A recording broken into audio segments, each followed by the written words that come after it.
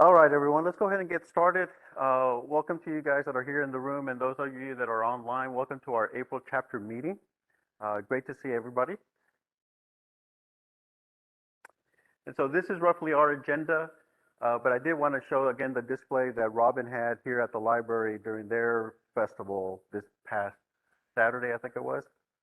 So thank you, Robin, for that.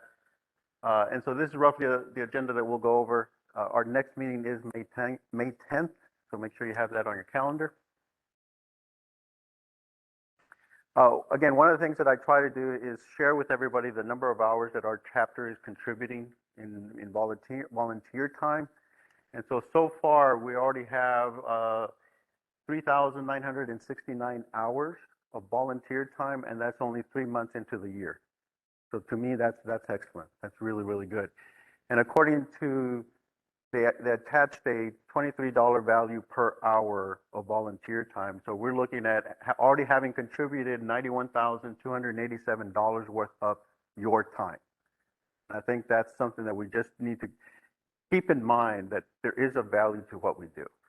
So when you're out there pulling guinea grass, coming home with ticks and chiggers and stuff, there's a price tag. You're worth that extra blood you're giving to the ticks. Okay, so congratulations to everyone. And again, I compare this to what we've done in the past. If we look at 2020 and 2021, of course, those were very odd years. And so we kind of don't look at those, but it does help us see that we are coming back. And I think that's valuable to know. Advanced training, we're always in that mode that it's an endless learning cycle that we are part of.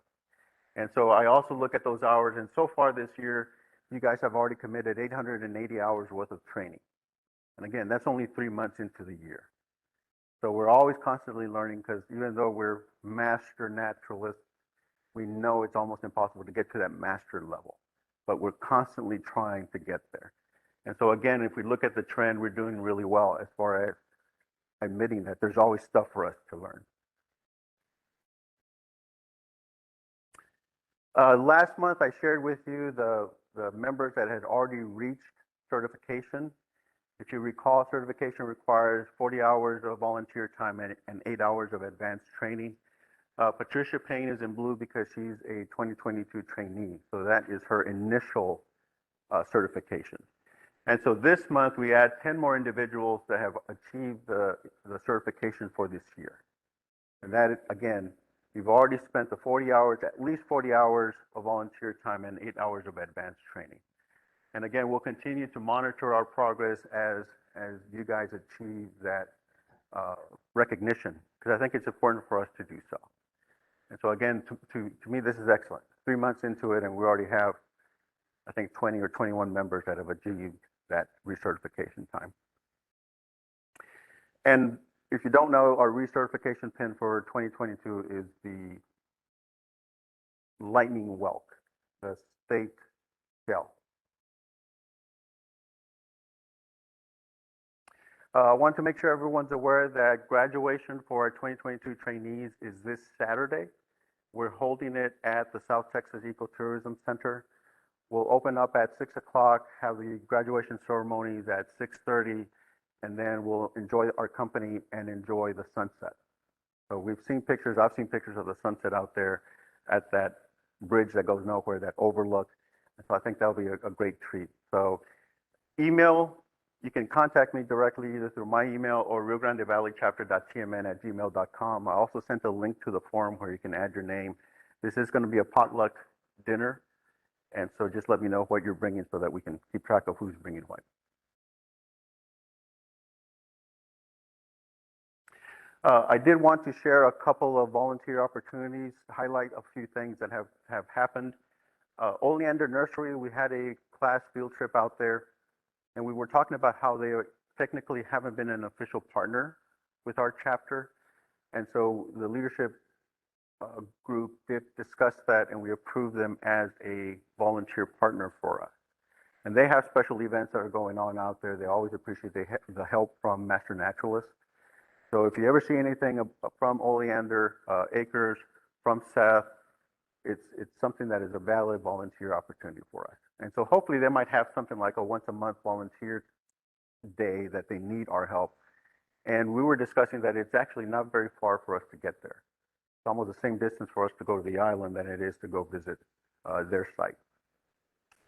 I also wanted to point out that April 23rd, there are several places that are having special opportunities. We have signed up for two. One of them is at the Palo Alto Battlefield is having their Junior Ranger Day, and Joni is heading up our table that's going to be posted out there. And then we also committed ourselves to be at the Los Fresnos Earth Day, which is at the Los Fresnos Nature Center, Nature Park. And so we'll have a table there as well. And so this is one of the few times that we will actually be in two places at the same time, but that's a good thing to have. If you have any ideas of what these tables might have as either something to give away to the family, to the kids, some sort of activity that we can do, let us know. We do want to engage the community and the public for this Earth Day celebration. And May 25th, Camp Rio has let us know that they're having a replanting day. There's places that have been cleared out that they want to reintroduce natives back into the area. And so we'll share that information again as the day gets closer. Now, I also want to point out a new project that we just agreed to work on. Los Fresnos ISD has this native plant project that came about from Rolando Borayo, who's the facilities and maintenance manager, director. And so one of the things that he envisions is what you see up on the screen is almost what every campus that you drive by looks like. Yeah, you have some mesquite trees that are pretty tall, they leave them alone, but then the rest of it is very mowed, close to the ground, and then that's it. And so what they would like to do is say, you know, how can we plant natives into an environment like this to reintroduce nature back to where it used to be, but then in some shape or form engage the campus as well, whether it's the kids or the teachers or what have you. And so we met with Rolando and we went out to, these are pictures of the high school. And as you can tell, again, it's pretty shaved off. On the right-hand side of the fence is Los Fresnos Nature Center. And so it's a big contrast between what they have on campus versus what a natural environment might look like. And so we met with Rolando, discussed the project, and then one of the things that we wanted to do is go out there and actually take a look, because one of the things, you know, you look at the environment and you think, well, what is there? I mean, this thing, one of the things that they wanted to do is say, well, the first thing we can do is just go in there and just shave the grass completely off. I'm like, well, maybe we don't have to go to that extreme. And so we went out there to take a look to see what was out there. And this is what we found.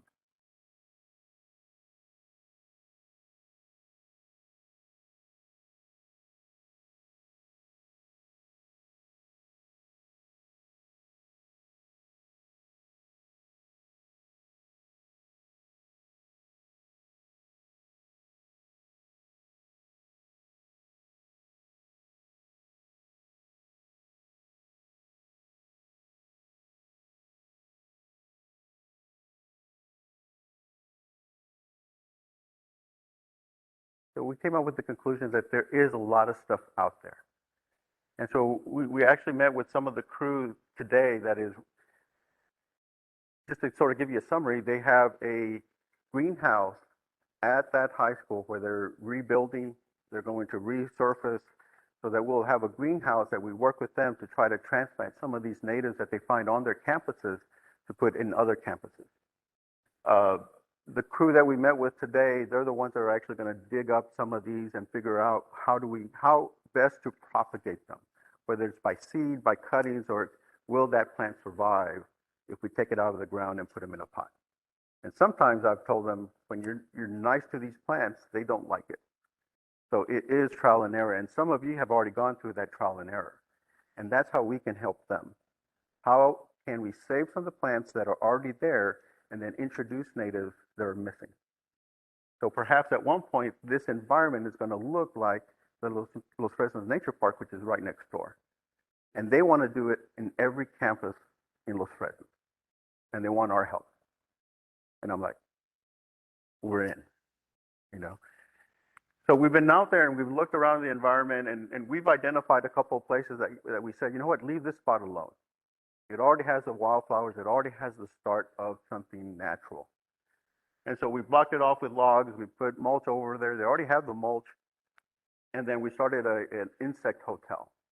Because let's try little by little, we're going to bring nature back. And in some of the areas that are so flat like that, we're joking that, well, those birds have nowhere to sit so that they can poop the seeds so we can have more native plants. So there's little things that we can do. But the guys that we met with today are very eager to learn, very eager to get started. And so I think it stands to be a really good project. Now, on top of all of that, Rolando has invited us to do a presentation on this project at the South Texas Association of Facilities and Maintenance Managers that they're having at SPI this year. So in July, we were hoping to present something about what we're doing and what if we had this impact on school districts all over the valley. That would be fantastic. And that's what I'm envisioning we could do. And so this to me is a very exciting project. And we're trying to go out there every Monday from 9 to 11. It's a great opportunity for us to start. And what I used to think was just this blank canvas, after we went out there and found all of what nature already has there, it's like, well, it's not as blank of a canvas as I thought. So this is a brand new opportunity. It just started a couple of weeks ago. And I think this is going to be a really nice one for us. Another opportunity, the City Nature Challenge is coming back. So we have an opportunity, I posted on Facebook, John Brush is having sessions at Quinta Mazatlan on training for iNaturalist, on training on this project, and how we can get started. If you worked on this last year, get yourself psyched up to do it again this year. So we'll hopefully get better scores for that. But this is for learning iNaturalist, the application and so forth is advanced training. For actually going out there and doing it is volunteer time. From the day that, one of the other neat things, the very first day of the City Nature Challenge last year, I just had to step out of my backyard and identify everything and anything in your backyard. That grass, that bug, that beetle, that mosquito that bit you, whatever it is, take a picture, a good enough picture so that we can see that it is a mosquito, and then log it. Every single thing. And on the very first day, I probably had 150 species just in my backyard. So you guys have it and it's in your backyard. You don't have to go too far. And then every other day, go somewhere else. We can find a lot of things. Also want to mention that the annual state meeting has already been scheduled. It is an in-person event at the Omni in Houston. October 20th through Sunday, October 23rd. Registration and the agenda, the detailed agenda is still pending. So this is coming up. Like we've done in the past, we're going to offer $100 scholarships to help you pay for the registration and for going. The only requirement is that you write an article about a session that you attended, which will go into the Chachalaca newsletter. But we also want to do something different this year. We also want to offer full registration for 4 presentations, 2 people per presentation. And the only requirement is that AT requirement must still be fulfilled. It can't be a presentation on your knitting skills or what have you. It has to qualify for our AT, which we're familiar with. But what we wanted to do, and so I started thinking and we started talking about, well, what could this look like? There's a lot that we can present on, whether it's the bird of the valley, whether it's the plants of the valley, whether it's projects that we have done, whether it's issues like preserving the thorn scrub in the valley. There's a lot of things that we're engaged with, that we're knowledgeable of, that chances are really good nobody in the state meetings has ever heard about. Maybe you get a birder that comes down here to see our birds, but chances are good the rest of the chapter that are out there, we're statewide chapters, haven't heard about us. And so we want to drive some of these things about what we're doing to the state chapter, and the leadership team has agreed that we're willing to pay for your registration. Now, you still have to get yourself there. You still need a hotel to get there and the food and whatnot. But we're willing to commit to support you to register for the event, to share what do we have here in the valley with the rest of the state. So think about that. We have until Tuesday, May 31st to submit a proposal. So you might have a great idea that still gets rejected. But we have time to brainstorm and create the finer details of what that presentation might look like. And if you're afraid to do it by yourself, drag your buddy, drag your spouse, and go out there and do it too. But we do want to get the RGV out there at the state level for some of these presentations. If you've attended virtually or if you attended some in person, you've seen other chapters do it, why the hell not? Let's do it too. And let them know what they're missing by not coming down here. So think about that and let us know. I also want to share that the celebration of Frank's life has been pushed back to May 21st. Some of you may know that there's, I think it's Frank's brother, who's gone through some medical issues, so he's not able to travel down here in April. So the family has decided to push it back to May 21st. So as we get more details from the family, we'll make sure to pass it on to everybody. Now, I also want to share that we have raised $2,005 to give to Camp Rio on behalf of Frank and other members that we have lost in what we've been able to call Frank's Camp Rio Kids. What we want to do is be able to sponsor some of them to experience camp that they may never be able to get the chance to. So in memory of Frank and memory of our other members, we've raised $2,005. We'll be presenting that to Camp Rio this Friday. And I think that's a wonderful way for us to remember Frank and everyone else that we know of, and to the mission of what our chapter wants to do. So thank you all for who have donated. This is wonderful. I was thinking of dropping off $3 so that it can be 2002, which is Frank's class year, but maybe I'll write a separate check for the $3 or something. But thank you again. Our next meeting, which is cut off on our screen here, our next meeting is May 10th. We have invited William or Bill Holmes, who is a retired automotive engineer who helped design the latest prosthetic for Allison at Sea Turtle Lake.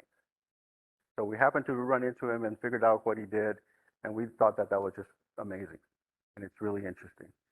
We're also going to have our May meeting at the South Texas Ecotourism Center.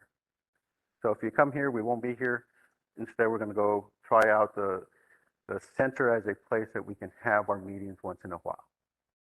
And so this will take place May 10th, and we'll hear the story of the prosthetic that they designed for Allison. And so tonight's speaker, we're happy to welcome Ernesto Garcia-Ortega, and Barbara is going to introduce Ernesto to us.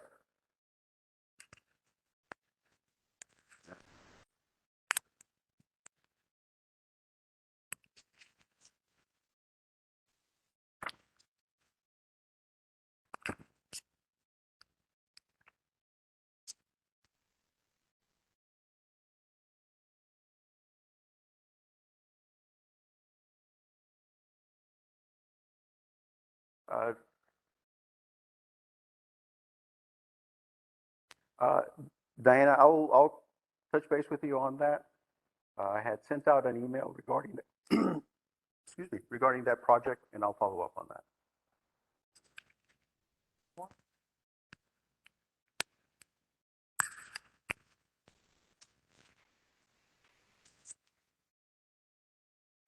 Okay. It's my privilege to introduce Ernesto Garcia-Ortega. He's originally from Reynosa, Tamaulipas, Mexico. And as a child, he developed an interest in hearing it in both my ears, in love for outdoor activities, spending most of his vacations working cattle at his grandfather's ranch and enjoying the beauty of nature.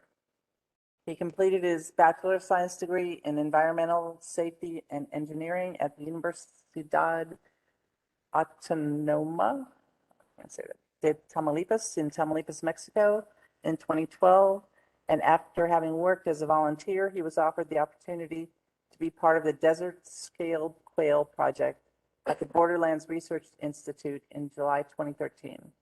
In 2016, he received his master's degree in Range and Wildlife Management from Sul Ross University, and he's currently the TPWD biologist for the Rio Grande Valley, and prior to this, he worked for Texas Parks and Wildlife Division in the Trans-Pecos District Wildlife Division. So, welcome Ernesto.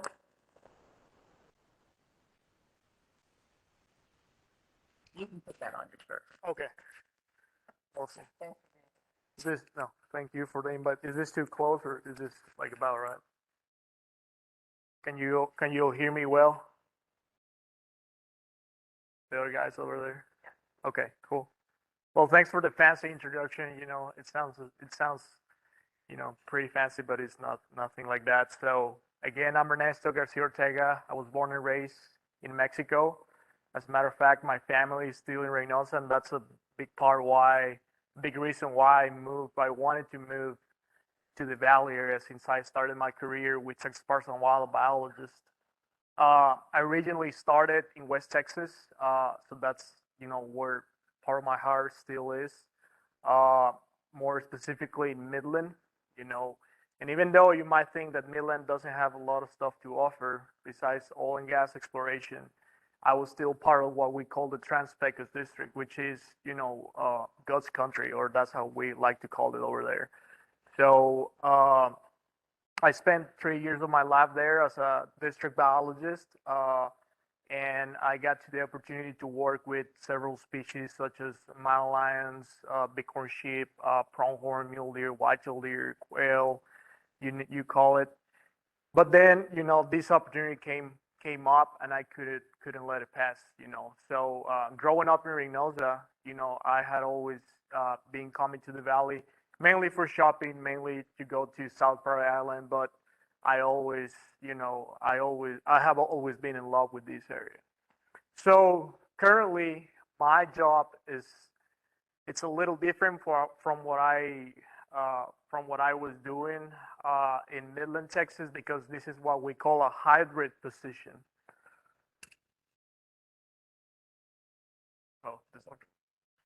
Okay, cool.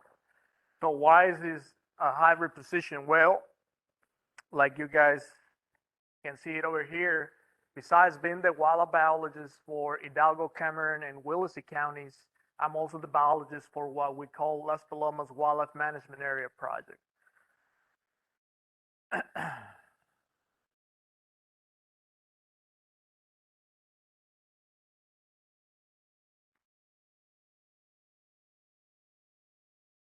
Working.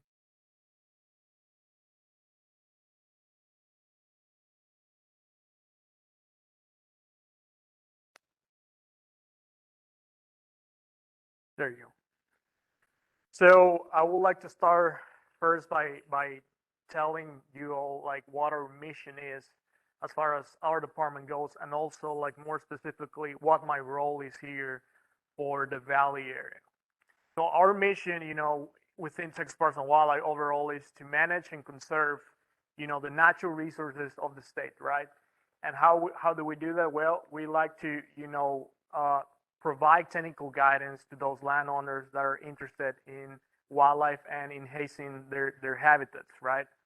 So also part of our mission is, to provide hunting, fishing, and other recreation opportunities to use for the current and future generations. So the reason why I said my job it's a hybrid position here in the Valley area is because I'm overseeing the WMA, which is the Wildlife Management Areas unit that we have here in the Valley area. They are all called Las Palomas, by the way, but every unit has a different name. And also, I'm a private lands biologist. That's gonna be more related to providing technical guidance to those landowners that they are interested on quail or deer or turkey or you name it. And also, last but not least, I'm an urban biologist. So an urban biologist is more like providing like technical guidance, but for the cities, as far as development goes, or encountering issues with wildlife in neighborhoods and whatnot. So, like I said, I'm the wildlife biologist for Las Palomas wildlife management areas here in the Valley area, and these are the units that we have currently active here in the Valley. If you pull some information on from our website, there's a total of 22 units all spread out across the valley area. However, only 9 of them are managed by us. The rest of them were leased to the U.S. Fish and Wildlife Service, and they are now currently serving only as a national wildlife refuge. So we don't actually manage for those anymore. That's all the feds. But however, the ones that we have here, the 9, the main ones are Arroyo Colorado unit. I know that you guys probably know this one really good. Mark Conway, our bird bander, he does a lot of work here. Longoria, it's another important one. Ebony, Caricitos, Tormina, Tucker, Chapote, Anaqua, and Bird. And the reason why we have these units here in the valley area is because, like I said before, part of our mission as far as Texas Parks and Wildlife goes is to provide hunting opportunities and also all the outdoor opportunities for those, present and future generations. So the way we like to do that is, like you probably already know, Texas is about 95% privately owned. So Texas Parks and Wildlife mission is to provide public access as much as we can. So we provide hunting opportunities, for deer, chachalaca, white-winged dove, and quail mainly, between those, among these different 9 units. However, the only one that provides deer hunting opportunities is Arroyo Colorado. The rest of them, Longoria only provides javelina as far as big game goes, but the rest of them are only mainly for like quail, dove, and chachalaca or rabbits, because the acreage is so small that for safety reasons we don't allow any bigger caliber hunts. So my duties as a wildlife biologist for the WMAs is to conduct annual surveys and see what the populations look like as far as like javelina goes, deer goes. And then as far as banding or white-winged dove or white-tipped dove, we conduct banding efforts every year, and also, not technically on our WMA sites, but within the cities of like Harlingen, McAllen, Brownsville, we conduct annual dove surveys or point call count surveys every year. So in a nutshell, this is what we do on our WMAs. I also help our technicians to disc every site. The sites that provide hunts for like dove. We like to plant crops every year. Chicken, milo, corn. What else? Alfalfa, I think. Sunflower, that's a big one. So every year, we got to make sure that we get those areas ready for whenever our hunting season goes. Whenever our hunting season starts, our hunters, can enjoy, our dove hunting here in the valley area.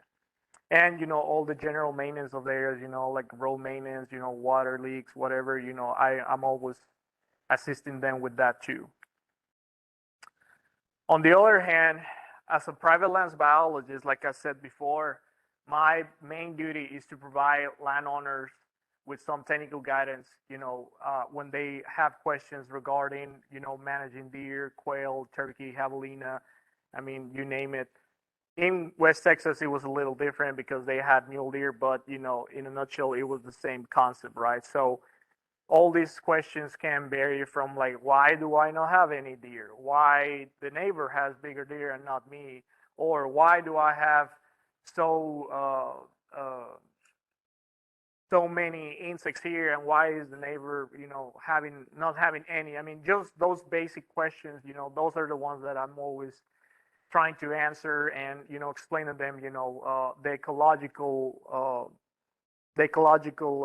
concept of things, so they can understand a little better why their property is not having any big deer, right?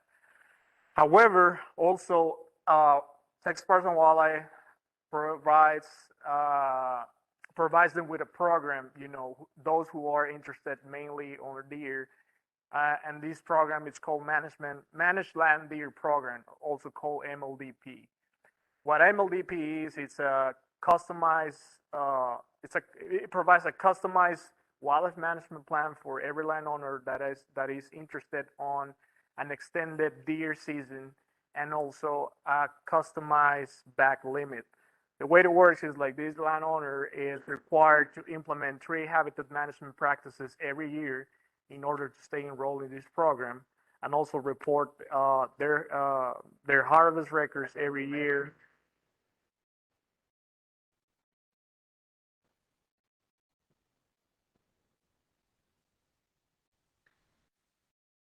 There you go. Good to go.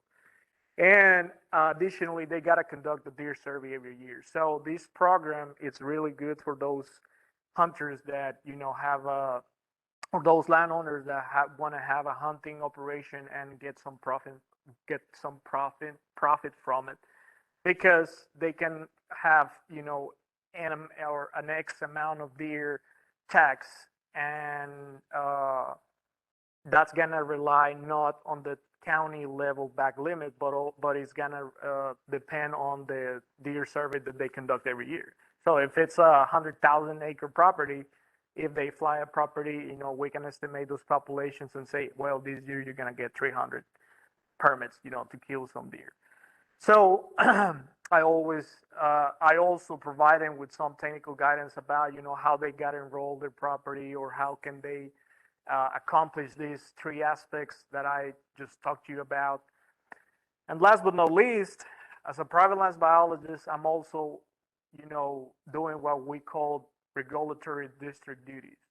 These duties encompass conducting annual deer, quail, and dove surveys, and also dove banding, within the city limits.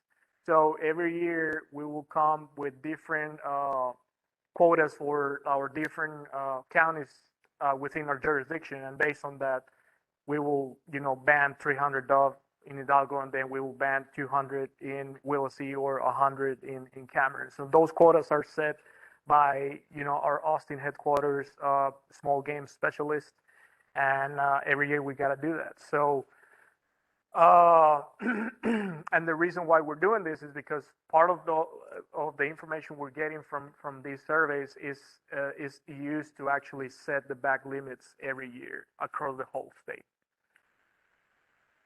Last but not least, like I said earlier, I'm also an urban wildlife, or I'm part of what we call the urban wildlife program.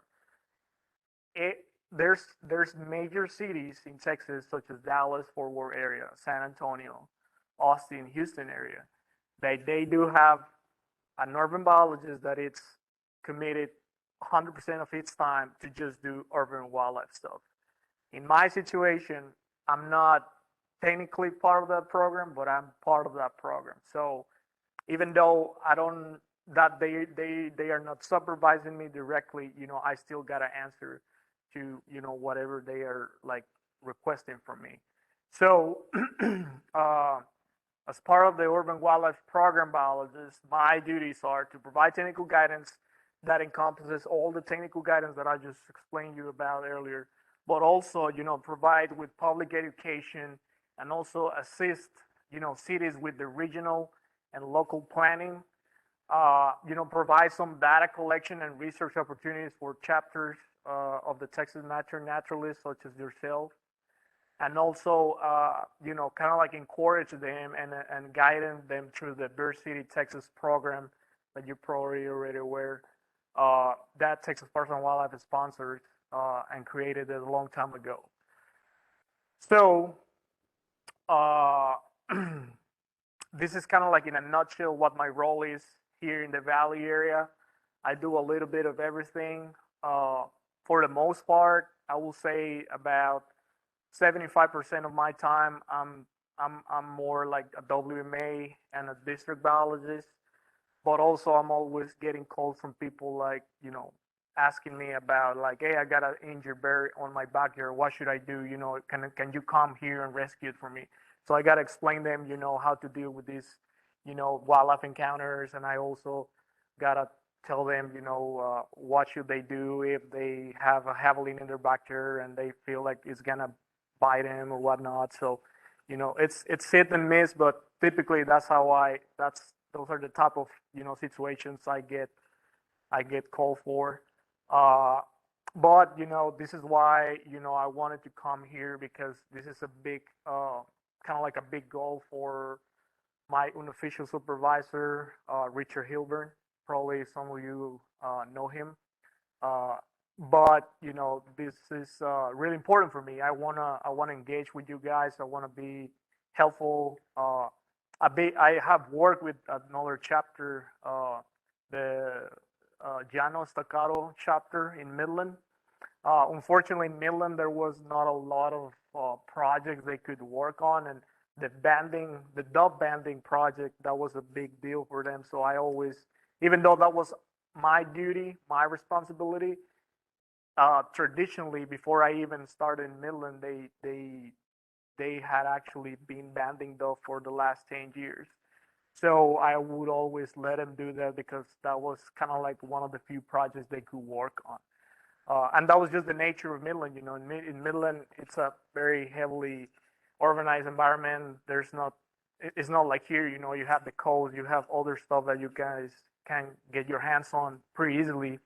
But in Midland, it was a little different. They always had to travel really far to get their hands on projects like this. But here in the valley, I'm so glad that you guys been working hard on other stuff. So you know, uh, so yeah, by all means, reach out to me, and I'm gonna try to keep coming, fairly regularly here to just get a better feeling of what you guys are doing and how I can, fill some gaps for you or whatnot. So moving on, I would like to talk to you a little bit about what I did when I was a little younger. And like Barbara said, I got my master's of science degree in range and wildlife management back in 2017 officially at Sul Rosa State University with the Borderlands Research Institute in the Trans-Pecos in Alpine, Texas. And my project there was to conduct some research on scale quail and see how this little bird was selecting or avoiding uh, different water troughs and feeders that were spread across a private property that was like 22,000 acres in south of Alpine City. So it was a really nice property. Uh, I will show you how it looked in a little bit. So my main advisors were Dr. Ryan Luna, Dr. Harbison, and Dr. Fidel Hernandez from Texas A&M Kingsville. They were really helpful through this process. So big thanks to them. So a little bit, of a little introduction. Some of you already know that, this bird is also known as cotton top or blue quail. They are one of the most ecologically and economically important species within the Trans-Pecos, Texas.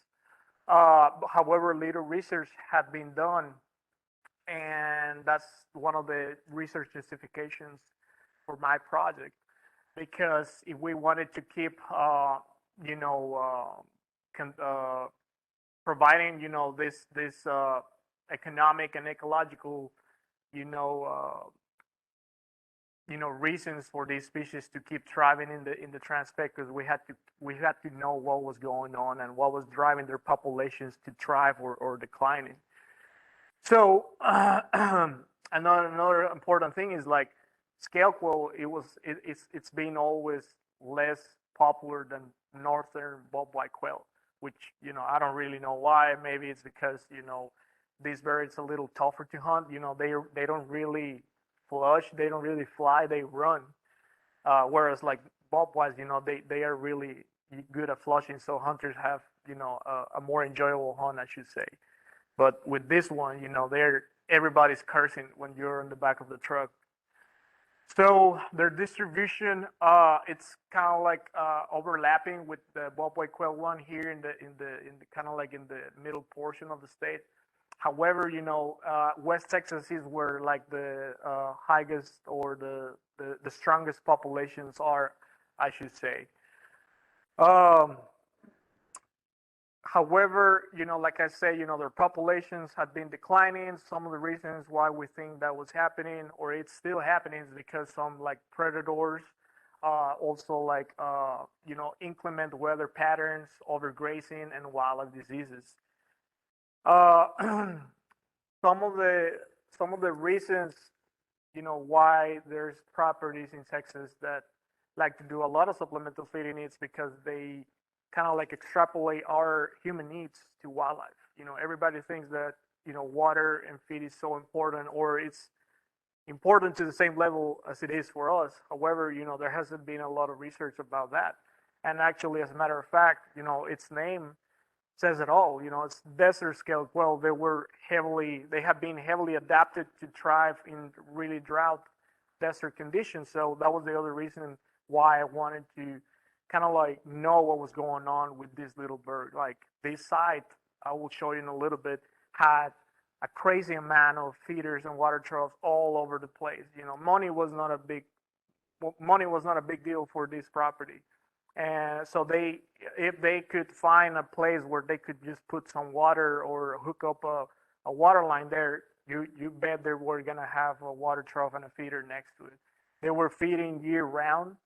So I wanted to see if these water troughs or artificial resources were having an impact on their nest size selection, habitat selection, and overall survival throughout the reproduction season, which starts from like late March till like the end of September. Sometimes early October, you can still see some birds pairing up.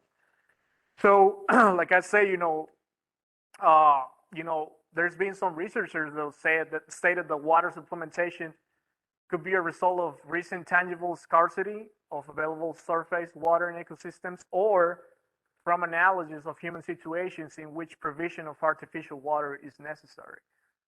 Some of these birds, like scale quail, desert scale quail, they can get their water from like other sources, such as preformed water, metabolic water, whatnot.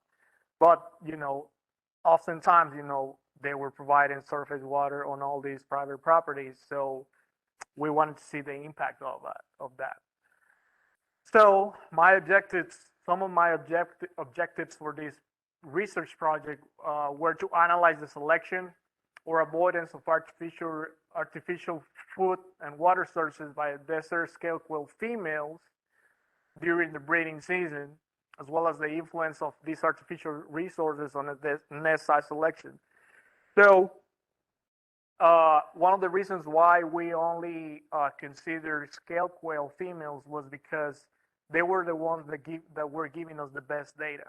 Because other than just getting a location from the females, based on the signal that we were getting from the radio transmitters we had on them, we could also quantify the clutch size. We could also like quantify where they were nesting on. We could encompass all these, or include all these details, whereas with the male, we were not gonna be able to tell much other than just like how they were moving. So, like I said, this property located about 75 miles south of Alpine City in Brewster County was about 22,000 acres when I was there. Right now, it's probably 100,000. The average precipitation from when I started in 2014 to like 2015, it was 9.84 inches. So if you feel like you don't get any rain here, over there, it's pretty bad. The altitude here, it was almost 3,300, range from 3,300 feet to almost 5,500 feet in elevation.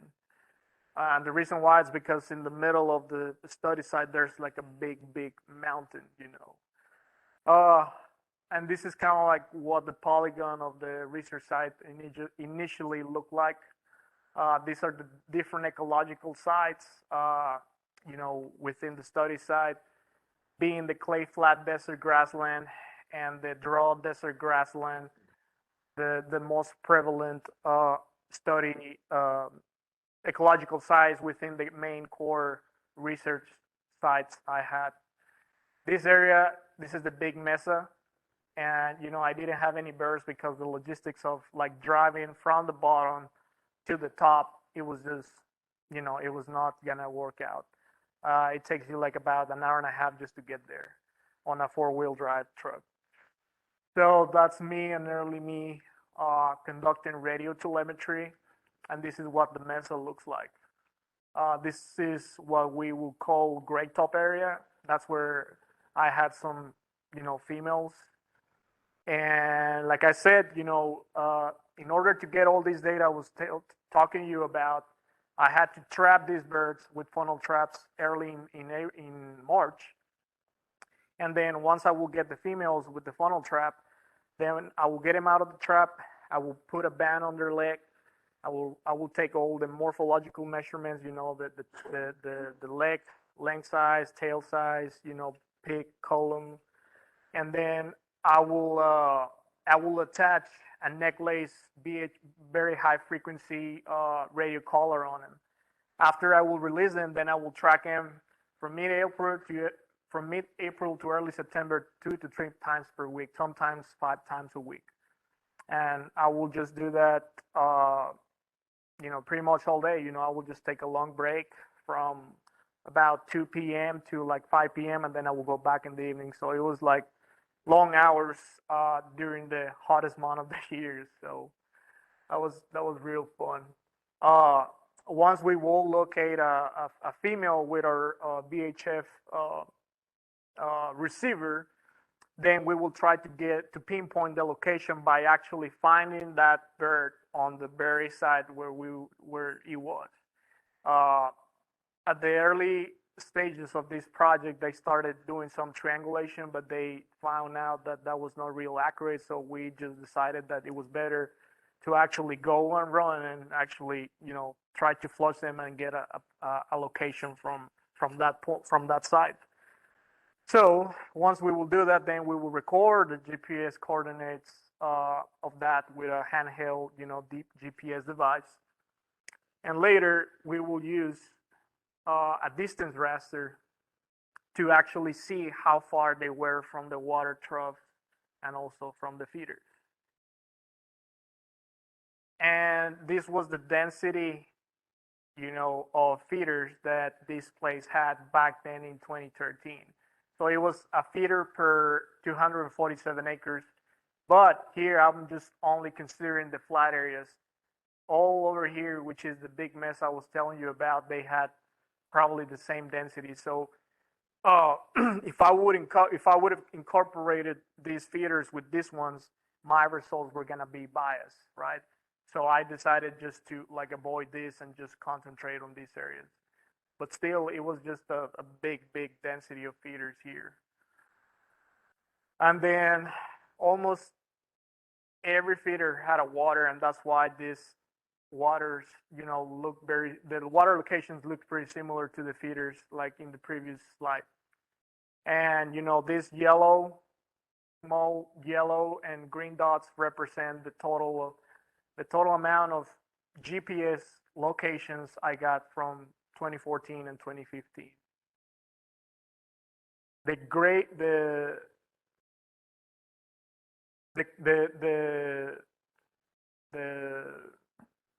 darker the color here, the closer they were from the side. And what we see here, it's an ArcGIS map that represents distances.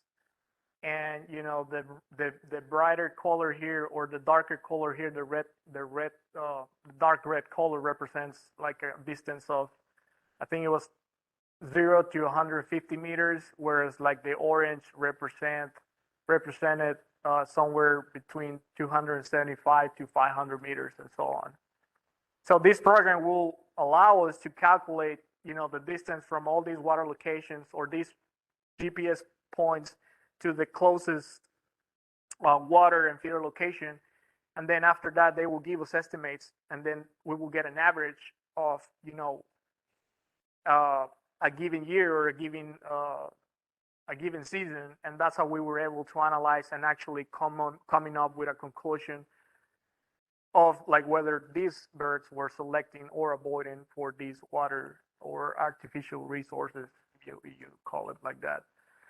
So overall, scale quail did exhibit a behavior, around these feeders. However, something that was really important uh, in this research is, given the nature of the properties management, we were not allowed to have a control site. So, unfortunately, my results, even though were good or show some like good information, you have to take this with a grain of salt because, we cannot extrapolate that to another property, and especially not having a control site.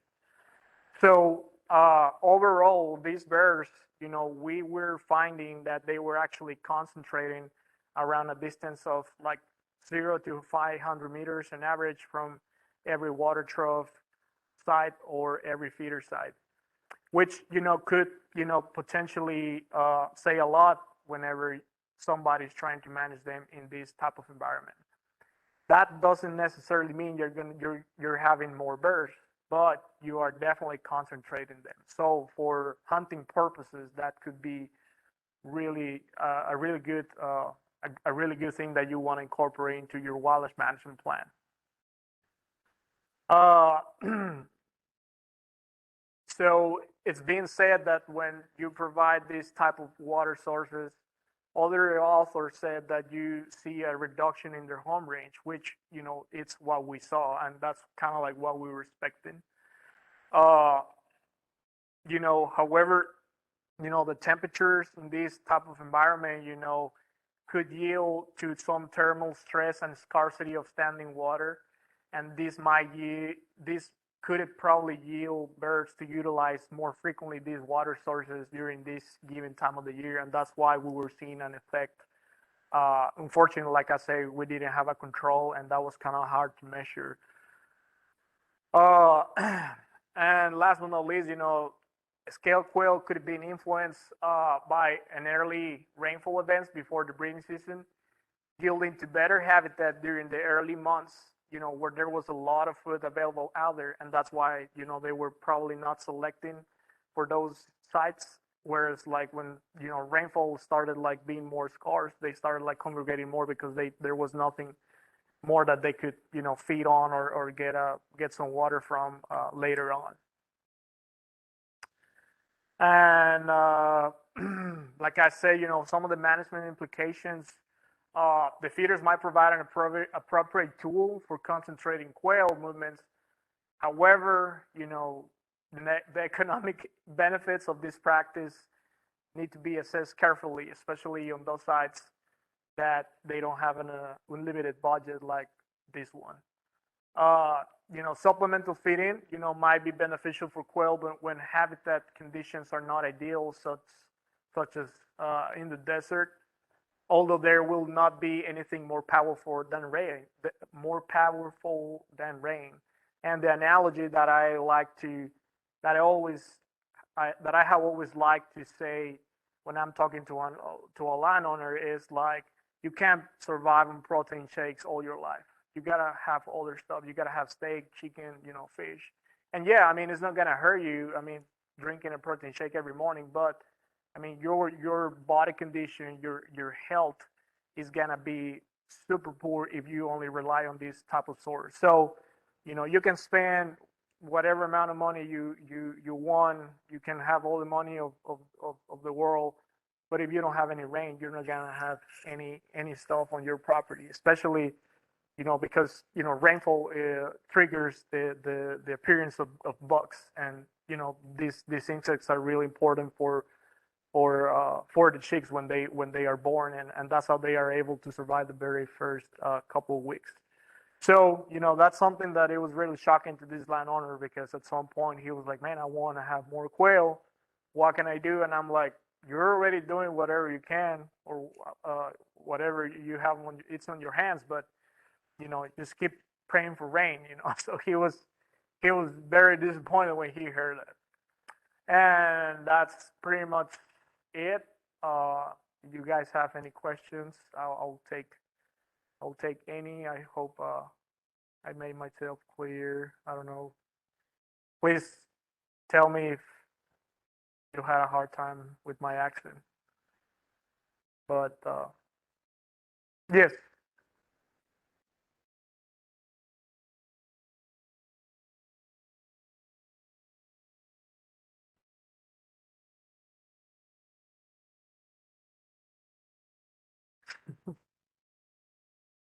Yeah.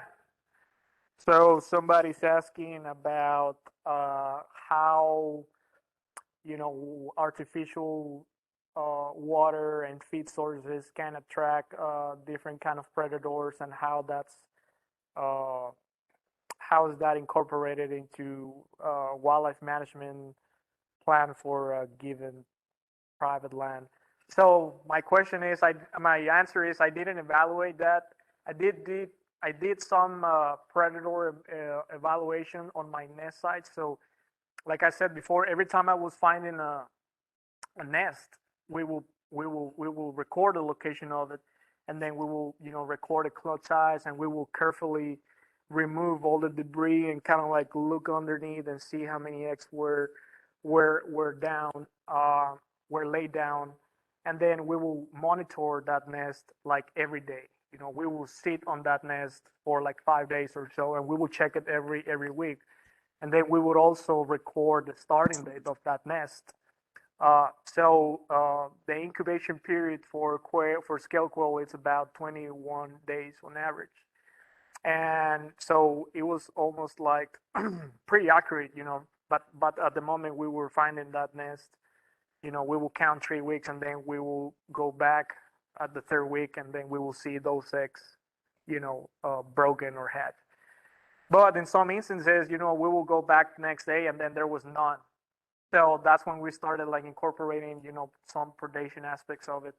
And there's some guides about it, they will tell you, I mean, you probably already know that when you find some like small shell pieces, that it's an indicator of like a raccoon or something that actually, chew on it or was able to chew on it. Whereas if you don't find any rest of it, that could mean that it was predated by a rattlesnake or an indigo snake or whatnot. So that's the only aspect I evaluated. There's a lot of stuff you can do. I mean, I've heard that before too. I mean, the potential impact of having those sources, it's also debatable because of what you said, and that's why I don't strongly recommend having supplemental feeding as one of your main habitat or management practices. As a matter of fact, for the program I talked to you guys about, the managed land use program, supplemental feeding is not a habitat practice anymore because it's not habitat, right? So that's why I always try to incorporate the habitat management as the cornerstone of every wildlife management plan instead. But yeah, you're right. I mean, like people in West Texas, they hate road runners, right? I mean, I'm just generally speaking, right? Not everybody hates road runners, of course, but oftentimes I will hear private landowners saying that they were managing for that. Just between you and me. uh, but yeah, I mean, so there's a lot of stuff that we haven't done research on. The wildlife diseases is another one because you're congregating those birds on a quail block or these water source, and that could be an easy way to spread whatever they have in their body. And that's the same thing for deer. Whenever they're leaking their feeders, I mean, you're just congregating them there. So yeah, I mean, you're right. I agree. It's just sometimes it's very hard to evaluate these kind of things.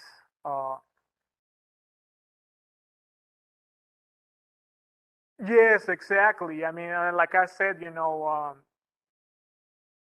I the first year I had 50 colors, and then the second year, my funding started like getting a little low, so I only had 30 colors. So when I started this project, just so you guys have an idea, the BHF colors was the only option out there, which means that I had to actually hear for the signal every time I would go out there, and every color has a different radio frequency. So the BHF receiver I had, allows you to like dial every specific frequency, and then I will have all the frequencies written down on a piece of paper, and then I will be scratching on all my females on the different sites. By the time I finished grad school, they came up with GPS colors, of course.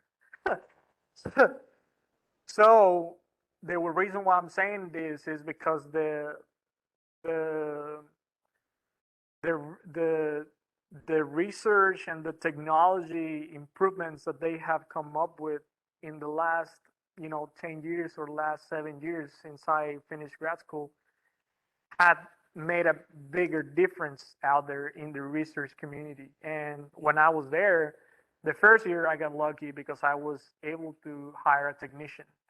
The second year I didn't have any technician, so I had to do everything on my own. And believe it or not, walking on 110-degree weather 9 hours a day on your own, 4 months, 3 times a week, it wears you out.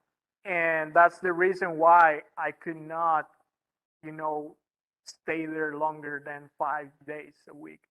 Sometimes I had to struggle with, the ranch manager, which, he was a keeper, but sometimes he would not let us be there for whatever reason.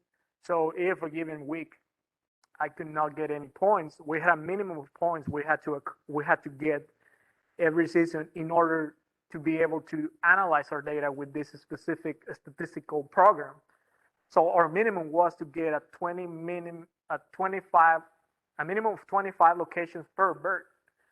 So I was counting, how many locations I was having per bird, and then also like birds are dying, or some birds get lost, and sometimes you're like looking for a bird and you can't find it, and then later on that bird comes back like 2 weeks later, and then so you have like every bird starts like having different amount of locations, and it's very tricky. So the amount of data I could gather when I started, it was so limited, or the amount of locations I was able to gather to analyze, this data with, it was so limited that also the meaning, the the the the the what you call it, the power of this data, or the power of my statistical analysis, even though it was good, it's nothing compared to what these guys are getting nowadays with GPS locations that are getting you.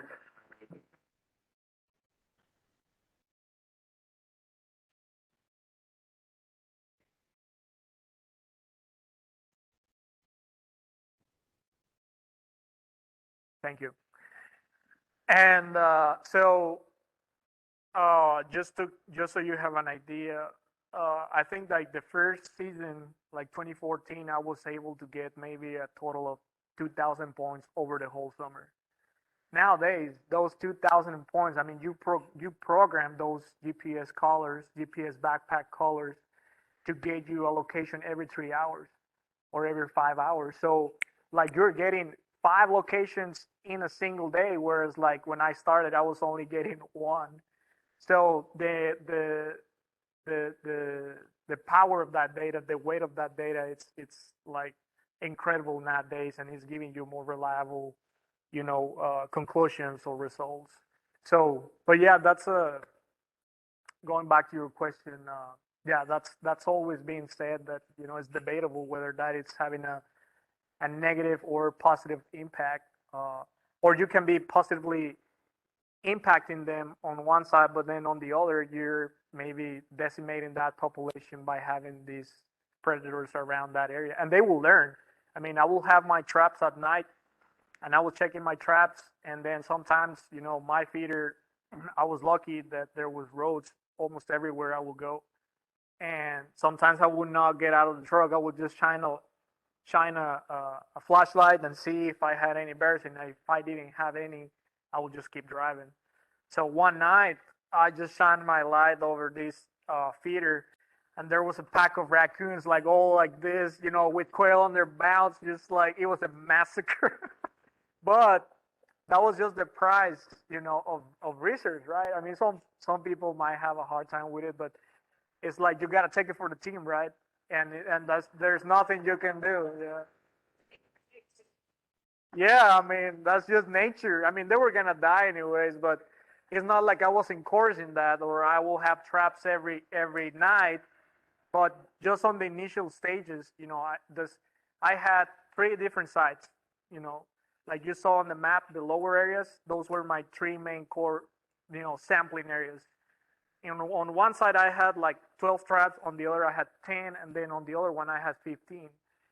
There was no way I could be like on each side at the same time, I mean, and just having a technician with me also, I mean, that was really helpful. But even with 3 people, I mean, that's just impossible, like working on those sides. So, I mean, that's just so you have a better idea of, why it's so hard to, you know, incorporate all these aspects into the research, because, the working with wildlife is there's always something, and it's always so hard to account for every single aspect or minimize the negative impacts of what you're doing. But anyways, that's what I think.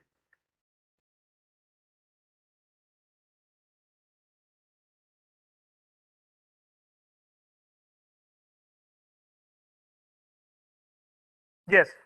Yeah, so the question is why I chose to work with the scale quail project here over there in the Chihuahuan Desert. And yes, the reason why I chose that is because I guess technically or honestly, I didn't choose that project. So, fun fact, that was the only project it was available when I wanted to go for my master's. So it was more of a situation where I was like, you know what, I know I want to get a master's degree. It's very competitive out there. There were other kids that had a better resume than mine. And actually, I don't come from a range and wildlife background. My background is in environmental engineering. So I swift direction, and when I started getting into this field, my experience was so limited. So that's why I started as a volunteer and worked for free 3 months for this project. After that, they were like, okay, well, yeah, here in his spot. And that's how I was able to get my hands on this project. But the good thing about Sur Ross, though, was that, of course, they were trying to come up with a project that was meaningful to the area where this was happening. And that's the same situation, no matter where you go, in Dallas, Fort Worth, the Valley, the desert, Central Texas. They are always trying to find something that is meaningful, right? And scale quail, it was one of those projects that it was easy for a poor grad student to work on or to work with without investing a lot of money, because the price of these radio transmitters compared to what a radio collar or a bighorn sheep collar cost, it's just enormous, right? The cost of a BHF necklace collar back then for a quail was, I think the most expensive one was like $200, whereas for a bighorn sheep, a satellite BHF collar will cost you $2,000 or $3,000. So it was just kind of like an easy funding or easy funded project that was easy to fund, and also it was important for the specific region of Brewster County. So yeah, that's the reason why. Any other questions? Yes, sir. Yes, sir.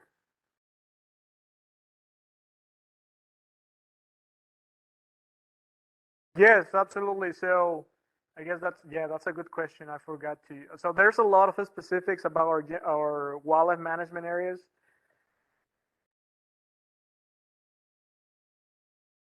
Okay, so oh, really cool. So so the thing is, this is the deal.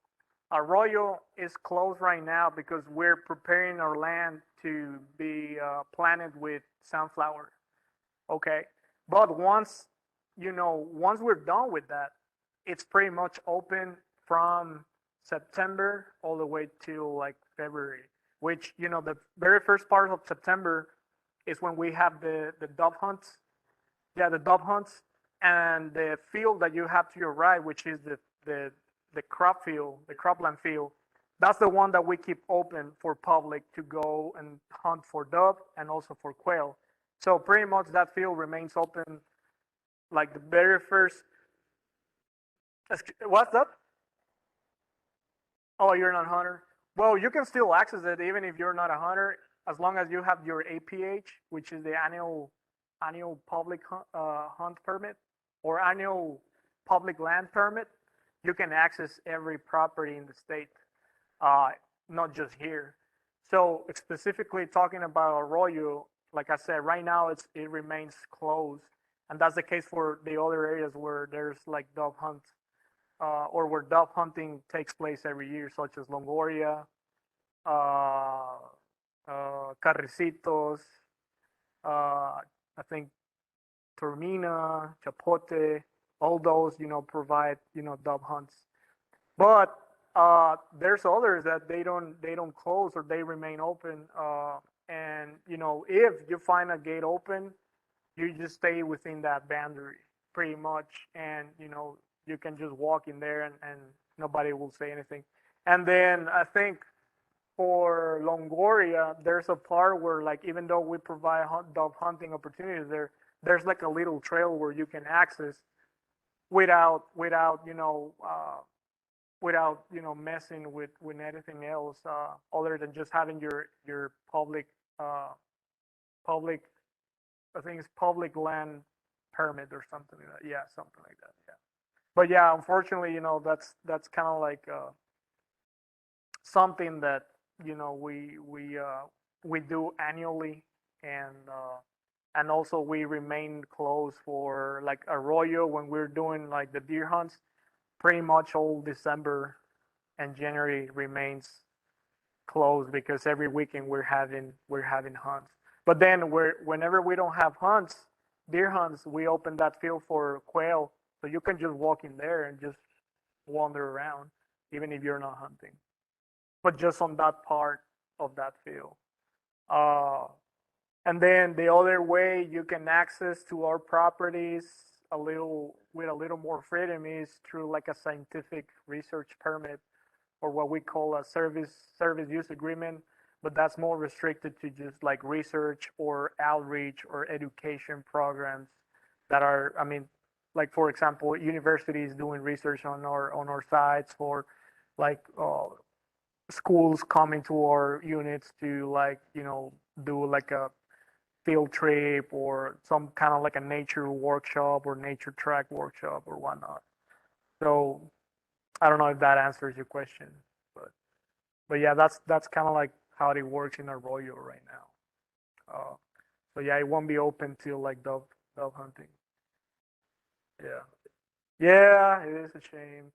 Uh, there's others that they are part of the wildlife refuge system, but I don't really know if those are open or not to public. I've seen some that you can walk in.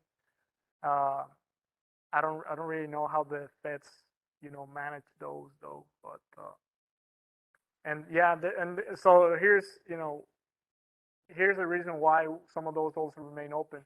Whenever we're preparing those lands, we have a lot of equipment there. So there's a lot of people like stealing and just throwing trash, and unfortunately that's I mean, we can't fight that.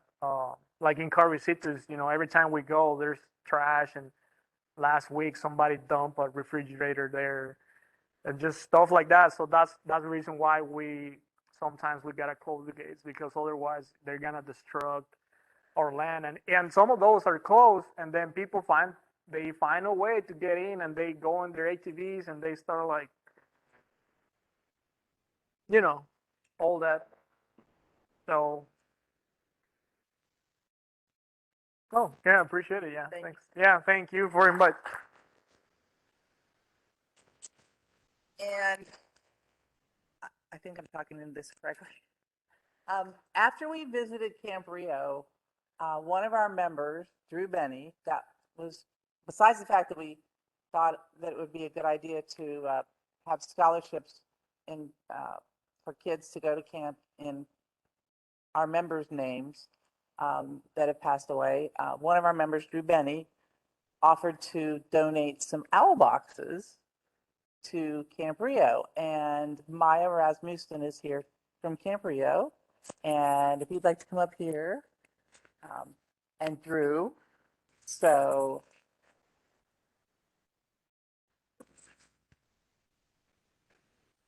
and there's another one. He has another one in his car, so.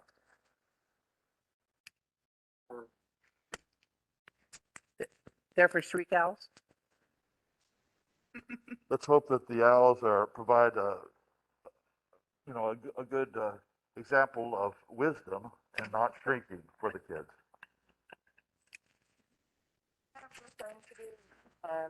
We have an overnight group, and we're doing night hikes and stuff, and this would be perfect to give them a little sense of when they can be quiet, when they manage their voices.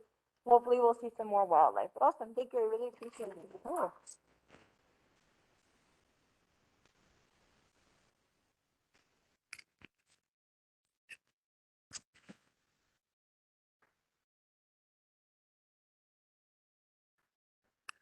All right, as we get ready to close tonight, is there any comments or questions from anyone?